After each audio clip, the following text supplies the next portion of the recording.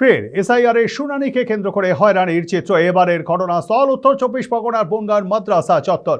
শুনানিতে এসে চরম অসহায়তার কথা জানান সাধারণ মানুষ। অভিযোগ, দীর্ঘক্ষণ লাইনে চেড়ে রীতিমতো নাজেহাল হতে হচ্ছে তাদেরকে। দিঘারি গ্রাম পঞ্চায়েত এলাকায় বিশেষভাবে সক্ষম সাইদুল মণ্ডল শুনানিতে এসে এক রাশ ক্ষোভ উগড়ে দেন।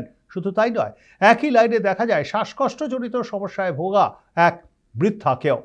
অপরদিকে সুন্দরপুর গ্রাম পঞ্চায়েতের পিপলিপাড়া থেকে ৭৪ বছরের জয়শ্রী সর্দার ছেলে ও নাতির সঙ্গে শুনানিতে আসেন। শারীরিক অবস্থার অবনতি হলে পুলিশ দ্রুত এগিয়ে এসে তাকে সাহায্য করে এবং শুনানির কাজ দ্রুত সম্পন্ন করতে সহযোগিতা করে। তবে ওই বৃদ্ধার নাতির শুনানির প্রক্রিয়াকে নিয়ে যথেষ্ট অসন্তোষ প্রকাশ করেছেন।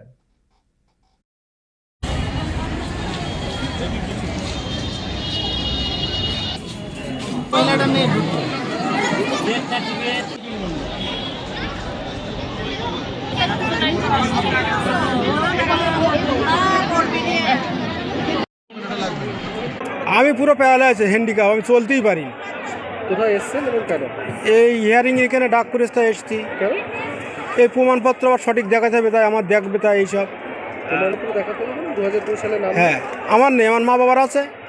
আমাদের সেই সময় ভোট হয়নি। এ হয়রানির চেয়ে মরে যাওয়াই ভালো। এ যা করছে এ সহ্য করার মতন না, আমাদের মতো মানুষের বিষয়কে সহ্য করার মতন না। কি করতে ওই হিয়ারিং কেন হ্যারিং এ কেন আসতে হলো আপনাকে?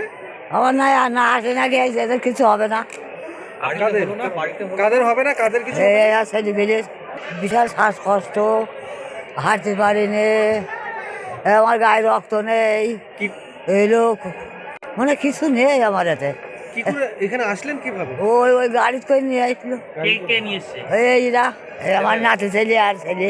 ওনার 2002-এর লিস্টে রায় রয়েছে, এখন 25-এ হচ্ছে শ্রদ্ধা রয়েছে, সেই জন্য ডাকা হয়েছে। তো দেখেন, এখন ডেকেছে, আনতে তো হবেই।